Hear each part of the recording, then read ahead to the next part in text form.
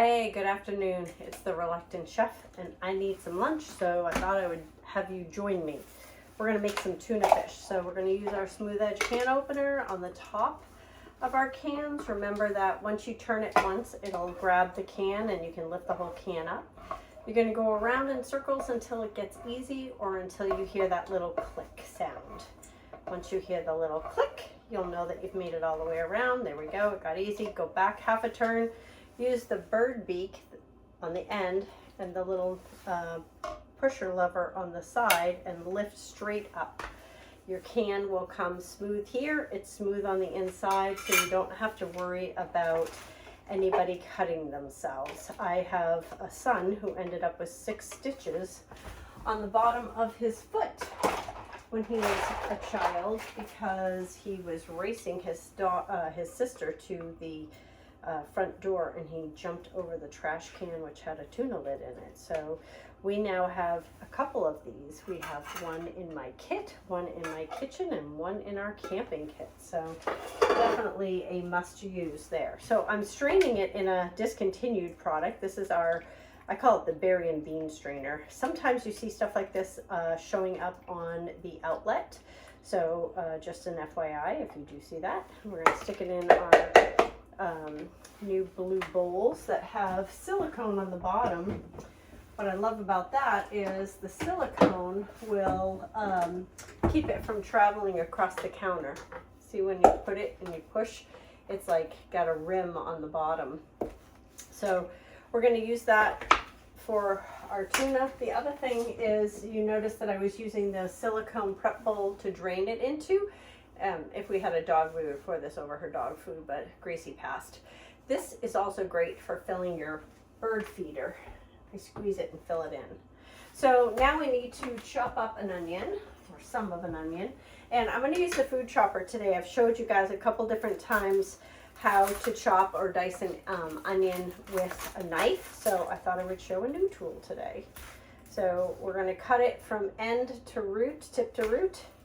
And I only need about half of that, so about 1/4 of an onion. I'm going to take off the skin and I'm going to show you the food chopper. So the food chopper, the more you chop with it, the finer your onion or whatever it is you're chopping becomes. So let me just show you the blades on this. So this cap is great if you're chopping walnuts. Just scoop up a 1/4 cup of walnuts in here and then you can just chop right into the cap and then sprinkle on. You have a clear colander, which if you need a replacement part, give me a holler. You have a food guard, and then you have what's called a butterfly design that opens up so that it can go top shelf dishwasher safe. So the food guard is important. I had somebody throw it away thinking that they didn't need it, and it's to keep food from obviously getting stuck up into the blades. So you just stick it on the cutting board, and the more you chop, the finer it becomes, because each time you chop, it rotates like a 1/4 of a turn. I like my onions pretty finely chopped. Oh, I've got to tell you, skins face up so that it chops through the skin. Same thing with bell peppers. You want to have it skinned up because once it chops through, it'll make it much easier. There we go. So watch, see how it rotates each time I push it in. So that's the key part. So we're going to do that with celery as well. And I probably only need about half that onion. We'll save the rest for breakfast tomorrow. And let's get some celery. Hold on just a sec. Ooh, those onions. All right, if you're watching this video, hit the crying emoji, because that is about what you're going to see me doing in about a second here. I am going to be seriously crying because those onions are strong. So I'm just going to use this part. And see, Bonnie, I'm using the back of my knife. Good tip. I always use the front of the knife, and you really shouldn't. So I'm just going to chunk this because I want this finely chopped. When I make my own potato salad come summertime, I put hard-boiled eggs and celery in, and I like my celery finely chopped, so I always use the food chopper for that. There we go. It I just feel like it blends better. What do you guys put in your tuna fish? I know some people put relish in their tuna fish. Some people just put mayonnaise. Some people put mayonnaise and a little bit of mustard. Do you use Hellmann's or do you use Miracle Whip? Inquiring minds want to know. Okay, we're just going to go ahead. I like lots of celery. And do you eat your tuna fish on bread? I gotta say, my kids grew up eating tuna fish on Ritz crackers. That was just the thing. I don't know where I started doing that, but we would eat it on, not Ritz, sorry, Triscuits.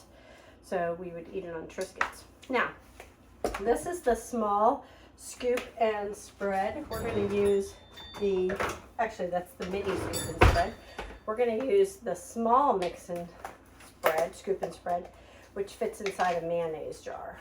So we're gonna scoop up some mayo. I know I don't measure, I have no idea. I just look at it until I determine whether it looks like it's moist enough. And then I might do it on Ezekiel bread. I bought some Ezekiel bread since we started Whole30.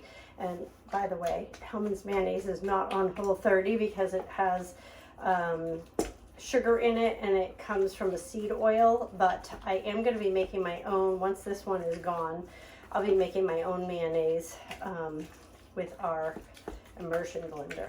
Okay, a little bit of salt, a little bit of pepper, and lunch is ready. So, I want to hear from you guys. What do you guys put in your tuna fish? Comment below. Thanks for watching The Reluctant Chef.